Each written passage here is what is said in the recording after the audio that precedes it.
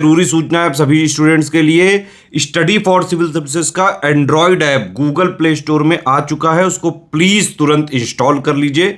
और अगर आप स्टडी फॉर सिविल सर्विसेज के सिर्फ ऐप से कोई भी कोर्स, कोई भी पीडीएफ परचेस करते हैं तो उसमें अप्लाई कूपन, अगर आप ज्ञान सर जो है आप उसमें अप्लाई करते हैं, ये कूपन कोड है, तो उसमें 20% फीस तुरंत माफ हो जाएगी। मतलब 20% डिस्काउंट तुरंत उसमें लग जाएगा। ज्ञान सर लिखना है, नॉर्मली ज्ञान सर स्मॉल लेटर में है सब कुछ, कोई स्पेस नहीं, कोई कॉलम नहीं, सिर्फ ज्ञान सर GYANSIR। इस तरह से अगर कूपन कोड लगाते हैं आप ऐप में बाई करने से पहले, जो अप्लाई कूपन वाले में आता है, तो 20% का डिस्काउंट तुरंत मिलेगा। वीडियो देखिए। नमस्कार दोस्तों, इन्वायरमेंट की एक और एमसीक्यू सीरीज़ में आपका स्वागत है। टॉप 500 एमसीक्यू की सीरीज़ में हम लोग 8 लेक्चर कर चुके हैं, 200 प्रश्न हो चुके हैं।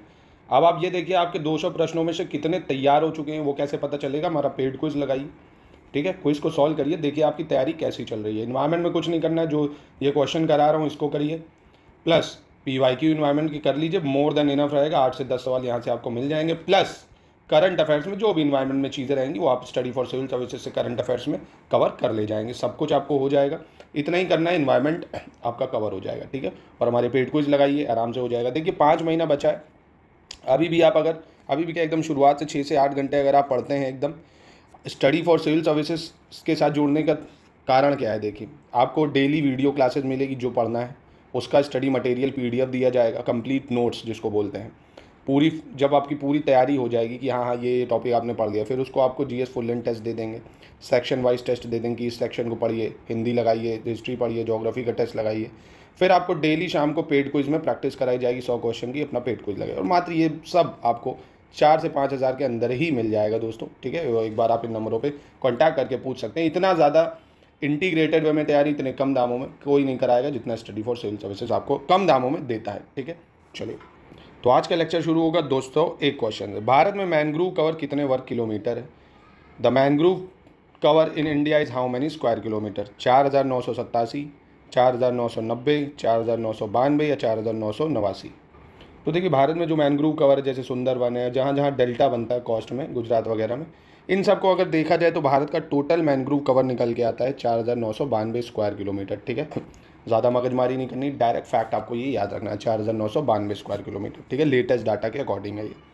फिर वहीं 202 प्रश्न पे अगर चलें, 202 क्या कह रहे हैं, कह रहे हैं ISFR यानी फॉरेस्ट रिपोर्ट 2019 की तुलना में ISFR 2021 के आकलन में डैश वर्ग किलोमीटर के मैनग्रूव कवर में वृद्धि हुई है, ठीक है। तो मैनग्रूव कवर 2019 के मुकाबले 2021 में कितना बढ़ा है ये आपको बताना है। 15, 17, 19 या 21। तो ये बढ़ा है दोस्तों कितना, 17 स्क्वायर किलोमीटर, कितना 17 स्क्वायर किलोमीटर बढ़ा है, ठीक है। कितना बढ़ा है, 17 स्क्वायर किलोमीटर, और हो गया है 4992 स्क्वायर किलोमीटर। चलिए 203, हैबरलैंड को किसके पिता के रूप में जाना जाता है। Haberland is considered as a father of aeroponics, plant tissue culture, apiculture या हाइड्रोपोनिक्स। किसके फादर के रूप में इनको जाना जाता है। तो दोस्तों हैबरलैंड को जाना जाता है प्लांट टिश्यू कल्चर के फादर के रूप में, ठीक है। प्लांट टिश्यू कल्चर का जनक इनको माना जाता है, हैबरलैंड को। क्वेश्चन नंबर 204 देखते हैं, वाक्यांश डीप इकोलॉजी नॉर्वेजियन दार्शनिक अर्नेस्ट नेस द्वारा किस वर्ष में गढ़ा गया था। The phrase deep ecology was coined by Norwegian philosopher Arne Naess in which year. 1969, 1973 या 1976 या 1992, ठीक है। ये ऑप्शन है आपके, 1969, 73, 76, 92, ठीक है। तो ये टर्म दिया गया था दोस्तों 1973 में। कब दिया गया था, 1973 या 1973 में, ठीक है। 205 देखते हैं, ग्रेट इंडियन बस्टर्ड किसकी प्रजाति है। Great Indian bustard is a species of reptile, fish, bird या मैमल। सरीसृप, मछली, पक्षी या स्तनधारी। किसकी है दोस्तों ये प्रजाति, तो ये प्रजाति है दोस्तों पक्षी की। किसकी, पक्षी या बर्ड की। ग्रेट इंडियन बस्टर्ड जो पता होगा आपको, इंडेंजर्ड भी है काफ़ी। जो राजस्थान के ग्रेट इंडियन बस्टर्ड वो भी है, मतलब राजस्थान में ये पाया भी जाता है। और इसको लेके देखिए, गिद्ध को लेके, बस्टर्ड को लेके, जो वल्चर को लेके, माफ़ कीजिएगा, रेड वल्चर को लेके यहाँ पे महाराजगंज में भी एक ब्रीडिंग सेंटर भी खोला गया है ना, तो ये न्यूज़ में आ गया है। तो ग्रेट इंडियन बस्टर्ड बर्ड है, एक बहुत बड़ी प्रजाति है, देखा होगा आपने। चलिए क्रिटिकली इंडेंजर्ड है, ये याद रखना। आगे बढ़ते हैं, 206, क्योटो प्रोटोकॉल किससे संबंधित है। Kyoto protocol is related to आर्द्र भूमि संरक्षण, जलवायु परिवर्तन, ओजोन रिक्तीकरण या वायु प्रदूषण, wetland conservation, climate change, ozone depletion या एयर पोल्यूशन। तो क्योटो प्रोटोकॉल हुआ था दोस्तों क्लाइमेट चेंज को लेके। UNFCCC के बारे में सुना होगा आपने, यूनाइटेड नेशन फ्रेमवर्क जो है क्लाइमेट चेंज को लेके, इसको लेके क्योटो प्रोटोकॉल हुआ था, ठीक है। क्योंकि वेटलैंड कंजर्वेशन की अगर बात करते तो रामसार कन्वेंशन आपने पढ़ा होगा। निम्नलिखित घटनाओं को उनके प्रारंभ के कालानुक्रम में व्यवस्थित करना है, जैसे project tiger, project elephant, wild life protection act, biodiversity act. ये बायोलॉजिकल डाइवर्सिटी एक्ट कौन कब आया ये आपको क्रोनोलॉजी में लगाना है। तो देखिए प्रोजेक्ट टाइगर आपको पता होगा 1973 में आया था और सबसे पहले जिम कॉर्बेट नेशनल पार्क में इसको शुरू करा गया था। प्रोजेक्ट एलिफेंट 1992 में शुरू करा गया है। वाइल्ड लाइफ प्रोटेक्शन एक्ट 1972 में आया और बायोलॉजिकल डाइवर्सिटी एक्ट 2002 में आया, ठीक है। तो इसके हिसाब से आप देख सकते हो सही मैचिंग बन गई 3-1-2-4। क्या बन गई? 3-1-2-4, ठीक है। चलिए 208 देखते हैं। UNEP द्वारा किस भारतीय वैज्ञानिक को आर्थिक पारिस्थितिकी का जनक कहा गया है? Which Indian scientist has been describe by UNEP as a father of economic ecology? R Mishra, MS Swaminathan, BP Pal या यश पाल? तो फादर ऑफ इकोनॉमिक इकोलॉजी किसको कहा गया है? MS स्वामीनाथन को। किसको कहा गया है? MS स्वामीनाथन को। 209 देखते हैं। निम्नलिखित में से कौन सा युग्म सुमेलित है? Which of the following pair is correctly match? Mayur Jharna हाथी रिजर्व पश्चिम बंगाल, कामेंग हाथी रिजर्व अरुणाचल प्रदेश, सिंहभूम हाथी रिजर्व झारखंड या उपरोक्त सभी? तो दोस्तों इसका ऑप्शन डी है, क्योंकि ये सारे ही सही मैच करें। मयूर झरना एलिफेंट रिजर्व वेस्ट बंगाल में है, कामेंग एलिफेंट रिजर्व अरुणाचल प्रदेश में, सिंहभूम एलिफेंट रिजर्व झारखंड में। और एलिफेंट प्रोजेक्ट कब आया? 1992 में, अभी ऊपर बताया, भूलिएगा मत, रिवाइज जरूर करते रहिए। 210 क्वेश्चन देख लेते हैं क्या कह रहा है। कह रहा है अमराबाद टाइगर रिजर्व किस राज्य में स्थित है? ठीक है, सिंपली अमराबाद टाइगर रिजर्व बता दो भैया कहाँ है, नंबर ले जाओ। कर्नाटक, तेलंगाना, महाराष्ट्र या आंध्र प्रदेश? तो दोस्तों बहुत आसान है, अमराबाद टाइगर रिजर्व ये आपको तेलंगाना में देखने को मिलेगा। कहाँ पे है? तेलंगाना में, ठीक है। 211 देखते हैं। 19 नवंबर को निम्नलिखित में से किस दिन के रूप में मनाया जाता है? 19 November is observed as which of the following day? विश्व स्वच्छ जल दिवस, विश्व शौचालय दिवस, विश्व गरीबी दिवस या विश्व हरित दिवस? तो दोस्तों देखिए विश्व शौचालय दिवस जो है ये हम मनाते हैं 19 नवंबर को, विश्व शौचालय दिवस, ठीक है। वाटर डे अगर आपको बताओ, वर्ल्ड वाटर डे 22 मार्च को मनाया जाता है। वर्ल्ड पॉवर्टी डे की अगर बात करें तो इसको 17 अक्टूबर को मनाया जाता है, ठीक है। और ग्रीन डे मतलब वही इन्वायरमेंट डे की बात कर रहा है, 5 जून, ठीक है। तो ये इंपॉर्टेंट था। चलिए आगे बढ़ते हैं। राष्ट्रीय उद्यानों के संदर्भ में गलत का चयन करना है। कौन सा गलत है with respect to national park? Sirohi national park Manipur, Kuno national park MP, Papikonda national park Arunachal Pradesh या कांगेर घाटी छत्तीसगढ़? कौन सा सही मैच नहीं कर रहा है? तो देखिए पपीकोंडा नेशनल पार्क अरुणाचल प्रदेश में नहीं है, आंध्र प्रदेश में है। कहाँ पे है ये? आंध्र प्रदेश में है Papikonda national park. Shirui national park Manipur, Kuno national park MP, Kanger valley Chhattisgarh, ठीक है, याद रखिएगा इसको। आगे बढ़ते हैं। निम्नलिखित में से कौन सा भारत का अंतर्राष्ट्रीय स्तर पर मान्यता प्राप्त बायोस्फीयर रिजर्व नहीं है? Which of the following is not an internationally recognised biosphere reserve in India? Pachmarhi, cold desert, Panna या अगस्त मलाई? तो दोस्तों देखिए जो कोल्ड डेजर्ट है ये इंटरनेशनली रिकॉग्नाइज्ड बायोस्फीयर रिजर्व में नहीं आता, बाकी पंचमढ़ी, पन्ना, अगस्त मलाई ये सब बायोस्फीयर रिजर्व के अंतर्गत में आते हैं, ठीक है। नेक्स्ट देख लेते हैं क्या कह रहे हैं। महात्मा गांधी समुद्री राष्ट्रीय उद्यान किस राज्य या संघराज्य क्षेत्र में है? तमिलनाडु, आंध्र, अंडमान निकोबार या Lakshadweep? Mahatma Gandhi marine national park is situated in which of the following state या UT? तो कहाँ पर है ये Mahatma Gandhi marine national park? तो ये है अंडमान निकोबार में। कहाँ पर है दोस्तों? अंडमान निकोबार, याद रखना इंपॉर्टेंट है ये। निम्नलिखित में से कौन अम्लीय वर्षा के कारण है? Which of the following is the cause of acid rain? Sulphur dioxide, carbon monoxide, ozone, nitrous oxide या A और C? तो बहुत आसान, एक तो सल्फर डाइऑक्साइड और नाइट्रस ऑक्साइड, इनकी वजह से एसिड रेन होती है। क्योंकि पानी से जब SO2 क्लियर करता है तो सल्फ्यूरिक एसिड बनाती है और HNO3 बनता है जब नाइट्रस ऑक्साइड वाटर से क्रिया करती है, और ये दोनों ही मिनरल एसिड है, ठीक है। 216 देखते हैं। निम्नलिखित में से कौन सा कृषि पर जलवायु परिवर्तन का संभावित प्रभाव नहीं हो सकता है? ठीक है, क्लाइमेट चेंज का एग्रीकल्चर पे इम्पैक्ट नहीं है। समशीतोष्ण क्षेत्रों में फसल की पैदावार में वृद्धि, उच्च अक्षांश क्षेत्र में कृषि योग्य भूमि की कमी, उर्वरक की आवश्यकता में वृद्धि या उपरोक्त में से कोई नहीं, ठीक है। एक बार स्टेटमेंट को अच्छे से पढ़िए। Increase crop yield in temperate region, decrease amount of arable land in high latitude region, increase fertiliser requirement, ठीक है। तो दोस्तों देखिए कृषि पर जलवायु परिवर्तन का ये प्रभाव डिक्रीज जो हो रहा है arable land in high latitude region, उच्च अक्षांश क्षेत्र में कृषियों की भूमि कमी, ये परिवर्तन नहीं है। क्योंकि देखिए उच्च अक्षांशों में तो कृषि ऑलरेडी ही कम होती है ना, फ्रॉस्ट रीजन्स होते हैं, तो इसका कोई प्रभाव ज़्यादा नहीं पड़ता है यहाँ पे। 217 देखते हैं, कौन पृथ्वी पर जैव विविधता के लिए प्रमुख खतरे हैं? Which of the following are the major threats to biodiversity on earth? ये सब इस टाइप के प्रश्न काफ़ी आसान होते हैं, आप थोड़ा सा भी सोचेंगे कर लेंगे।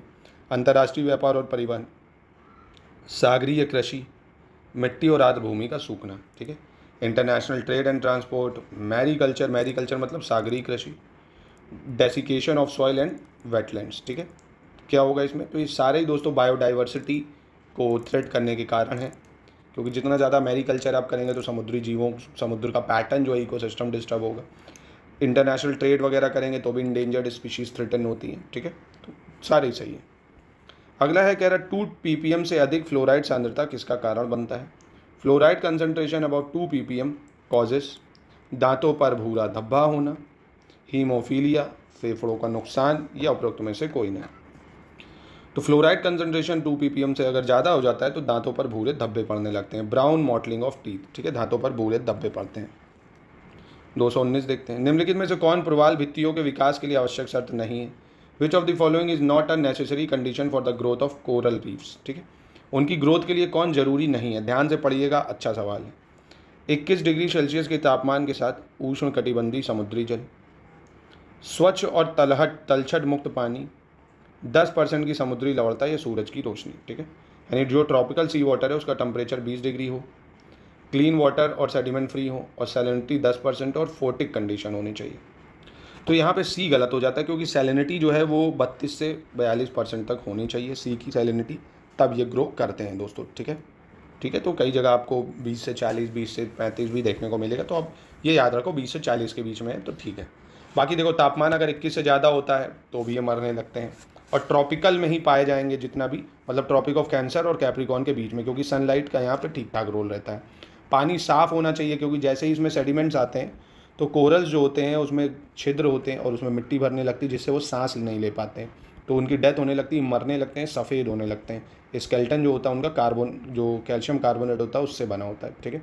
तो सूरज की रोशनी भी बहुत ज़रूरी है, तभी तो ऑक्सीजन मिलेगा, तो सी गलत हो जाएगा। आई होप कोई दिक्कत नहीं होगी आपको। आगे बढ़ते हैं, सही कथन बताना है। फास्फोरस और सल्फर चक्र अवसादी पोषक चक्र के उदाहरण हैं, और वायुमंडल में कुल वैश्विक कार्बन का केवल 1% है। Phosphorus and sulphur cycle are example of sedimentary nutrients cycle. Atmosphere contain only 1% of total global carbon. कौन सा सही है इसमें? तो इसमें देखिए दोनों ही स्टेटमेंट बिल्कुल सही हो जाएंगे। फॉस्फोरस और सल्फर चक्र जो है ये सेडिमेंट्री के हैं, क्योंकि वाटर साइकिल, नाइट्रोजन साइकिल, ये सब गैशियस साइकिल है, और एटमॉस्फेयर में सिर्फ 1% ही टोटल ग्लोबल कार्बन होता है, ठीक है। चलिए, निम्नलिखित में से कौन UVB किरण के हानिकारक प्रभाव हैं? Which of the following are the harmful effect of UVB radiation? Snow blindness, त्वचा कैंसर यानी स्किन कैंसर, DNA को नुकसान, या ऑल ऑफ द अबव, ठीक है। देखिए UVB किरण की वजह से आपको स्किन कैंसर भी हो सकता है, DNA भी डैमेज हो सकता है, स्नो ब्लाइंडनेस भी हो सकती है, सारे ही बिल्कुल सही हैं, ठीक है, UV रेस के कारण। और हमें ओजोन लेयर इससे प्रोटेक्ट करती है, स्ट्रेटोस्फीयर में जो पाई जाती है, ठीक है। 222 देख लेते हैं, एविल कार्टेट शब्द किससे संबंधित है? एविल कार्टेट ग्रीन हाउस गैस, वायु प्रदूषक, जैव विविधता हानि के प्रमुख कारण, या उपरोक्त में से कोई नहीं।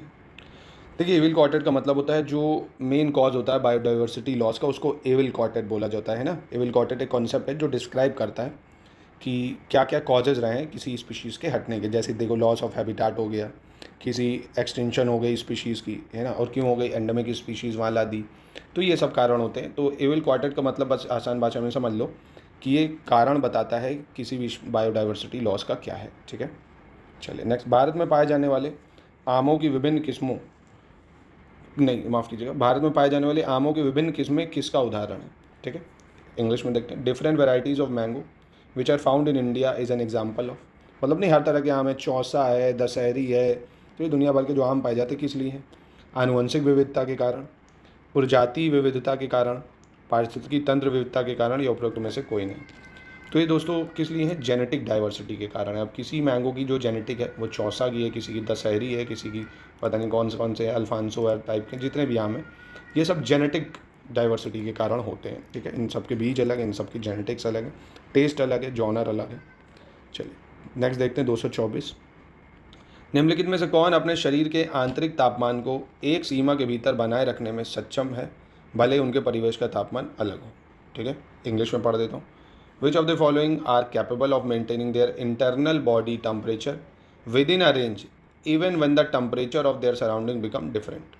रेप्टाइल, मैमल, बर्ड या बोथ बी एंड सी, ठीक है। तो देखिए, एक तो होता है स्तनधारी और दूसरा पक्षी, यानी मैमल और बर्ड जो होते हैं वो अपना बॉडी टेम्परेचर मेंटेन रखने में सक्षम होते हैं, मतलब आउटर इन्वायरमेंट से उनको कुछ खासा फ़र्क नहीं पड़ता, ठीक है। वो इंटरनली अपने आप को टेम्परेचर को मैनेज कर लेते हैं। याद रखना, बर्ड्स और मैमल, ठीक है, बर्ड्स और मैमल। निम्नलिखित में से किसे मरुस्थलीकरण के कारण पारिस्थितिकी प्रभाव के रूप में माना जा सकता है? Which of the following can be considered as ecological implication of desertification?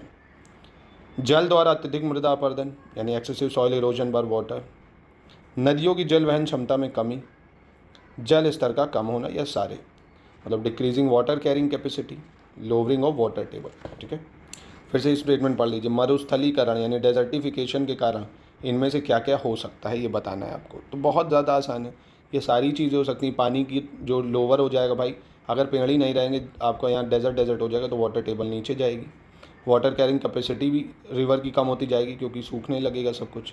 और सॉइल इरोजन भी ज़्यादा होगा क्योंकि पानी जो होगा, पेड़ है नहीं तो जितना पानी गिरेगा वो इरोड करेगा सॉइल को। सारे ही सही हैं बिल्कुल, ठीक है। तो ये था दोस्तों आज का लेक्चर, यहीं पे इस लेक्चर को करते हैं समाप्त। मिलते हैं नेक्स्ट लेक्चर में। बहुत जल्द आपके एनवायरनमेंट कंप्लीट हो जाएगी। 22 दिसंबर को RO का पेपर है, 27 अक्टूबर को UPPCS का। तो आराम से डेली पढ़िए जितना इसमें चल रहा है। 25 ज्योग्राफी क्वेश्चन प्रैक्टिस करिए, 25 अपना एनवायरनमेंट के करिए। पूरा मिसलेनियस का बता चुका हूँ, अभी ये खत्म होगा तो इसके बाद साइंस के चला दूंगा, ठीक है। बाकी स्टडी फॉर सिविल सर्विसेज पे पेड क्विज लगाइए, GS फुल एंड टेस्ट लगाइए, अपना एंजॉय करिए इस तैयारी की जर्नी को। बाद में यही सब दिन याद आएंगे। अच्छे से पढ़ लीजिए, इस बार सिलेक्शन लेना है।